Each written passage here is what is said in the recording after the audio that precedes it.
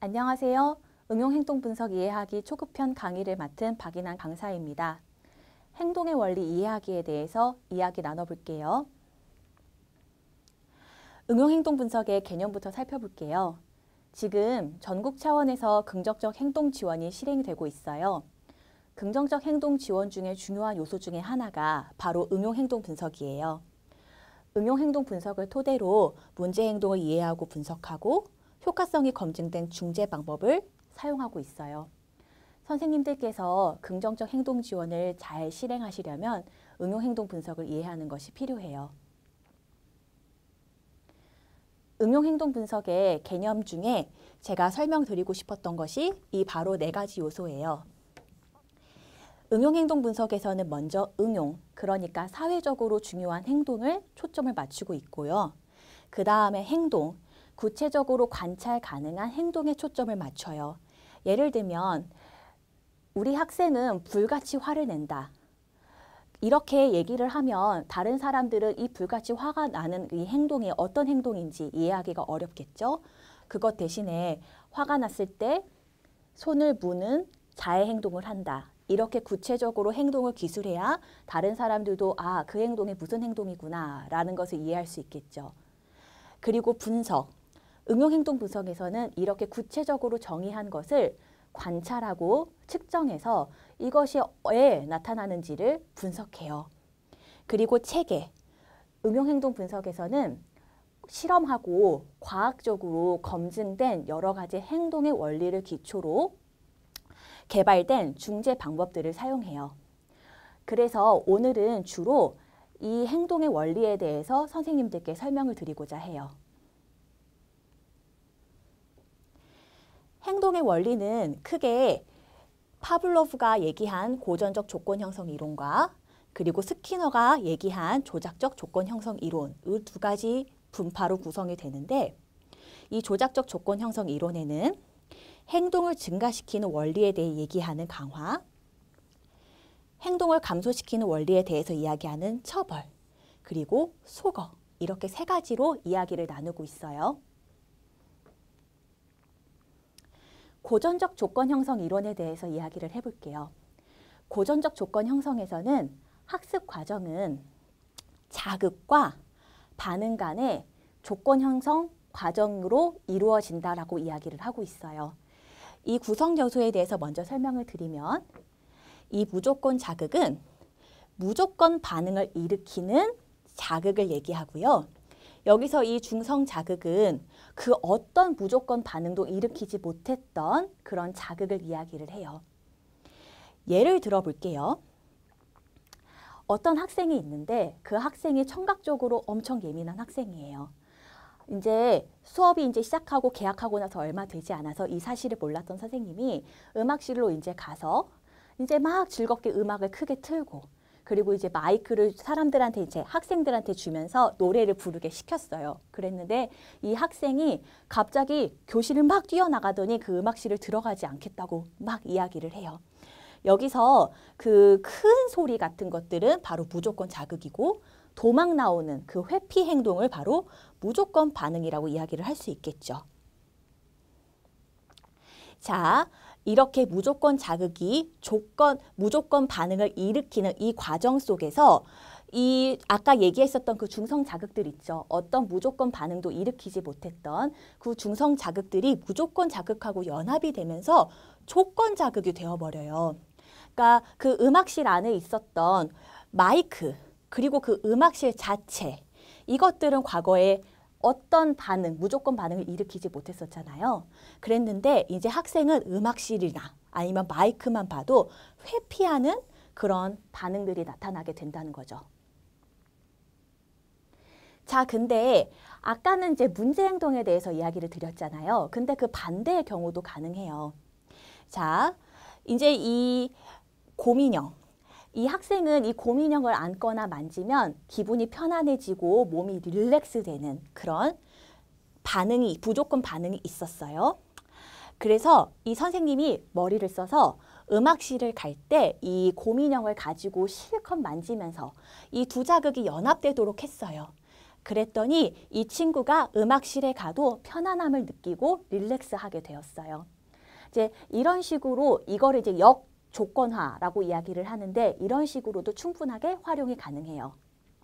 근데 선생님들께 꼭 말씀드리고 싶은 거는 지금 방금 말씀드린 이 예시는 너무나도 단순한 예시이고 학생이 음악실이나 어떤 장소에 회피하는 그 행동을 줄이기 위해서는 조금 더 복잡한 중재 과정이 필요하다라는 걸 꼭 말씀드리고 싶어요. 자, 그 다음은 조작적 조건 형성 이론에 대해서 말씀을 드릴 거예요. 조작적 조건 형성은 어떤 행동 뒤에 어떤 결과를 줌으로써 행동을 증가시키거나 감소시키는 것을 말해요. 먼저 강화에 대해서 말씀을 드릴 거예요. 이 강화는 어떤 결과가 행동을 증가시키는 결과, 그것을 강화라고 말을 해요. 강화에는 두 가지 종류가 있어요. 강화제가 없는 상황에서 행동 뒤에 강화제를 정적으로 줌으로써 그 행동을 증가시키는 정적 강화가 있고요. 혐오제가 있는 상황에서 어떤 행동 뒤에 그 혐오제를 제거함으로써 행동을 증가시키는 부적 강화가 있어요. 제가 이제 조금 예시를 한번 들어드려 볼게요. 자, 정적 강화부터 한번 이야기를 해볼까요? 어떤 학생이 있는데 이 학생이 이제 등굣길이에요. 등굣길에 주저앉아요. 바닥에 주저앉고 선생님이 가자고 해도 애가 일어나지 않아요. 그래서 주변 선생님들이 지나가면서 야, 일어나야지. 너 거기 앉아서 뭐 하는 거야? 거기 춥잖아. 이렇게 관심을 줬어요. 그랬더니 얘가 그 다음 날, 그 다다음 날에도 등굣길에는 무조건 주저앉아요. 이 예시에서 선생님들이 일어나라고 관심을 준 것은 이 아이의 행동을 증가시킨 정적 강화로서 작용을 했다고 말씀드릴 수 있겠어요? 이제 부적 강화 예시를 말씀드릴게요. 어떤 학생이 그 과제를 하고 있는데 선생님이 이제 그 과제를 딱 제시한 상황에서 그 아이가 갑자기 막 종이를 찢더니 이제 막 던지고 공격 행동을 보이려고 해요. 선생님이 이 공격 행동이 위험하니까 그 공격 행동을 막 중재하다 보니 어쩌다 보니 시간이 후딱 지나가 버려가지고 그 과제를 못했어요. 그러니까 이 아이는 결과적으로는 과제를 안 하게 된 거죠. 그랬더니 이 아이가 그 다음부터는 무슨 뭐 만들기 과제도 무슨 과제만 제시하면은 공격 행동을 하고 찢고 이런 행동들을 보이는 거예요. 자, 여기서는 어떤 문제 행동 뒤에 얘가 싫어했던 혐오 과제를 없앰으로써 그 행동을 증가시켰던 부적 강화가 일어났다라고 말씀드릴 수 있어요. 자, 이번에는 선행 사건에 대해서 말씀드릴게요. 선행 사건은요, 행동 전에 일어나는 선행하는 사건들을 이야기를 해요.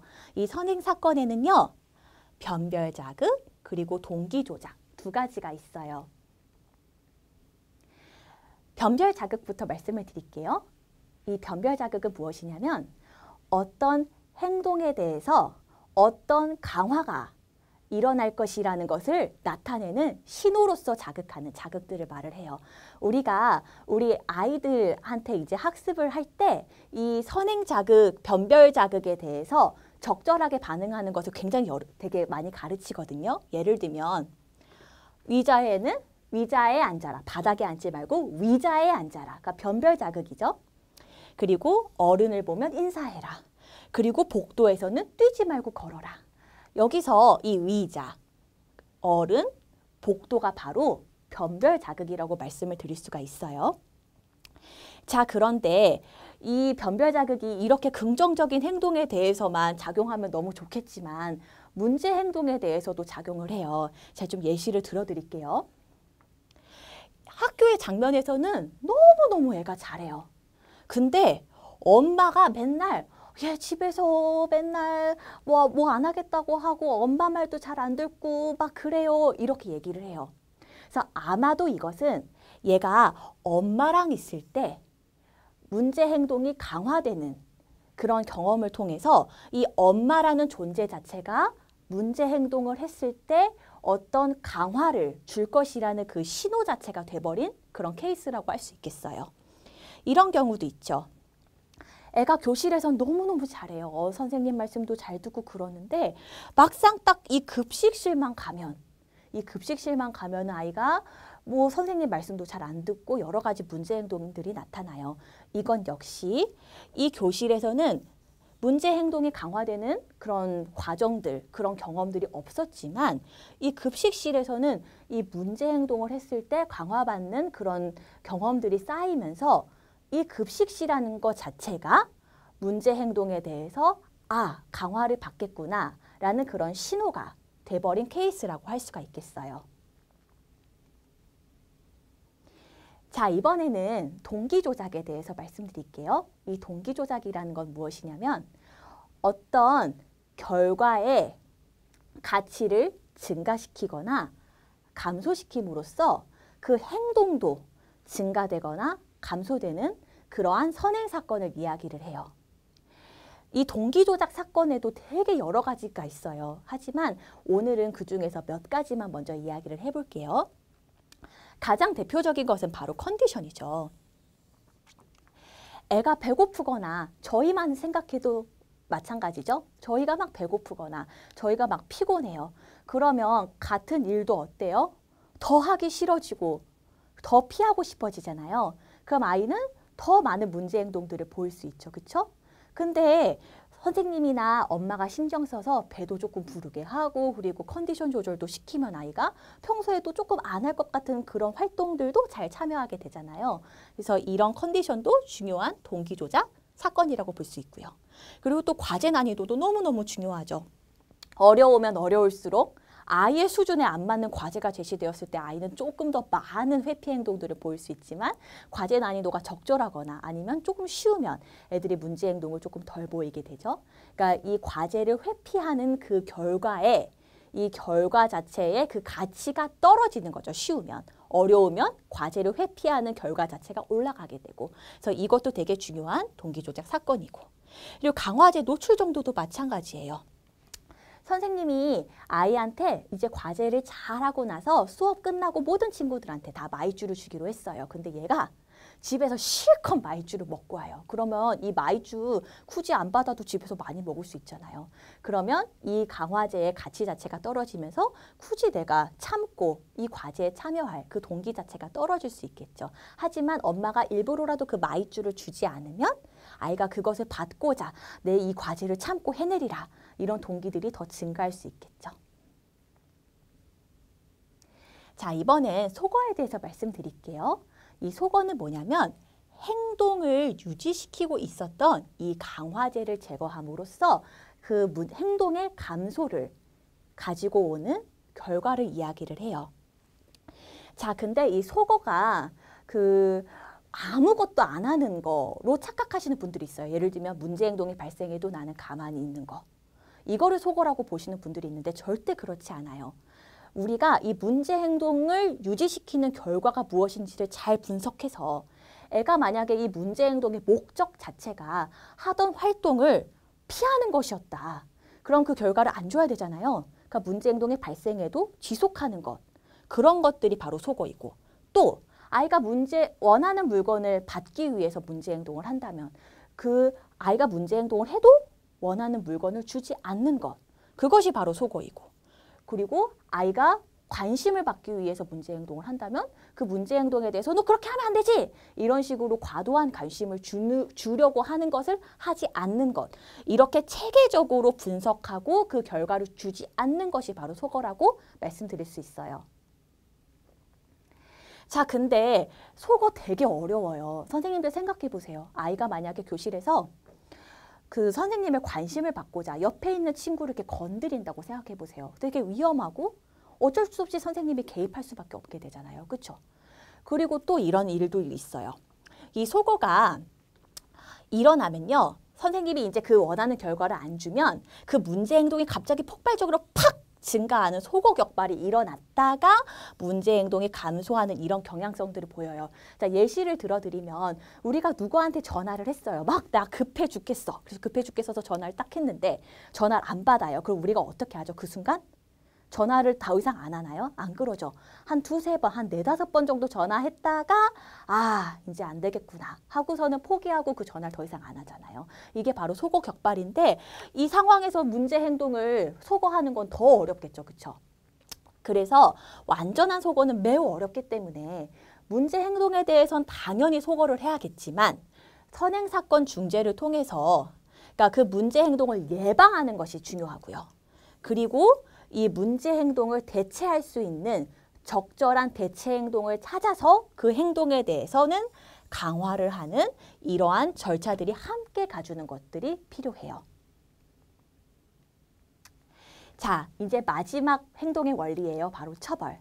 이 처벌은요, 어떠한 행동 뒤에 혐오죄를 주거나 아니면 아이의 강화죄를 제거함으로써 문제 행동의 발생을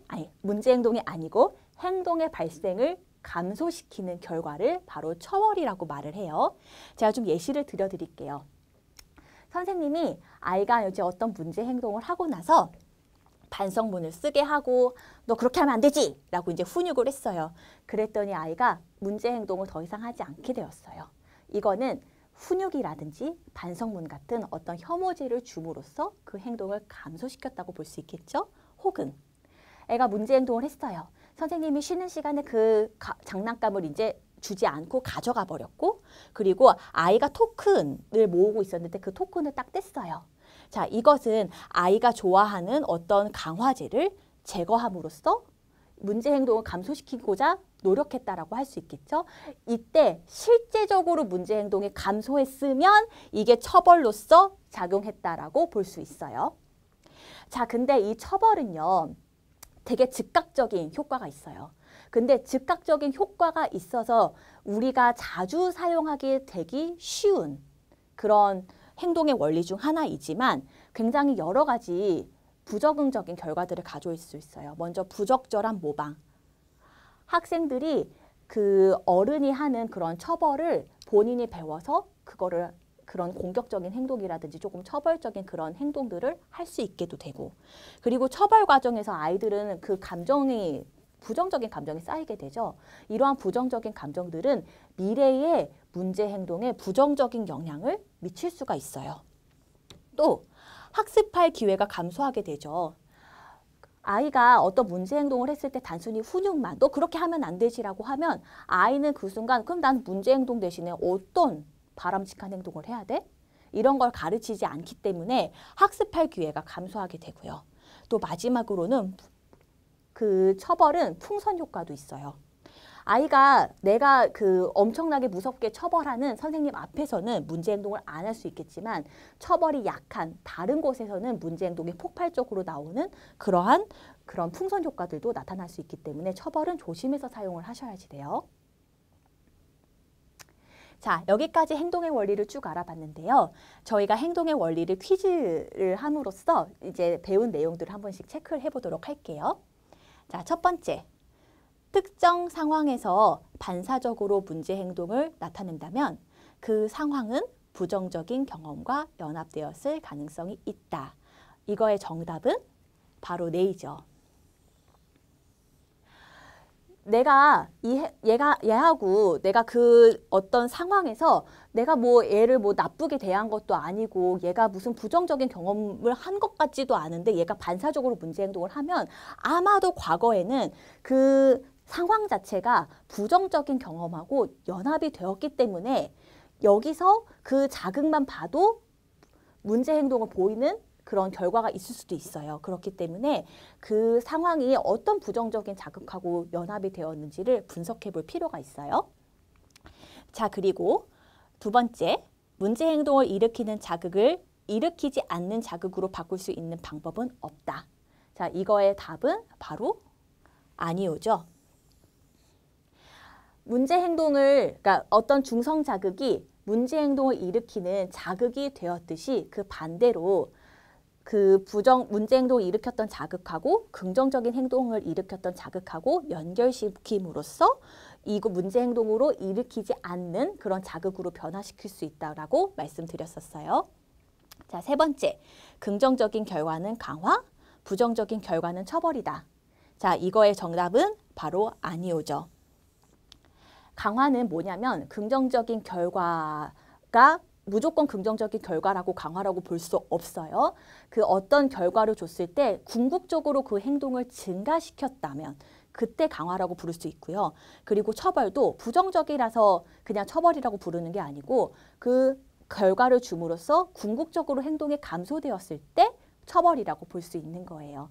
자, 예를 들면 아이한테 그 마이쮸를 줬어요. 어떤 과제 끝나고 마이쮸를 줬는데 애가 마이쮸를 줘도 그냥 그 과제는 끊임없이 회피를 해요. 그렇다면은 그 마이쮸는 결과적으로는 강화라고 볼 수가 없는 거예요. 자, 마지막으로 문제 행동을 소거하기 위해선 문제 행동을 유지시키는 결과를 파악해야 한다. 네입니다.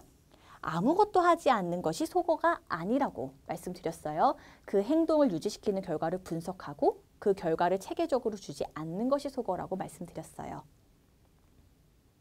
자, 이제 첫 번째 강의는 여기까지입니다. 강의 듣느라고 너무나도 고생 많으셨습니다.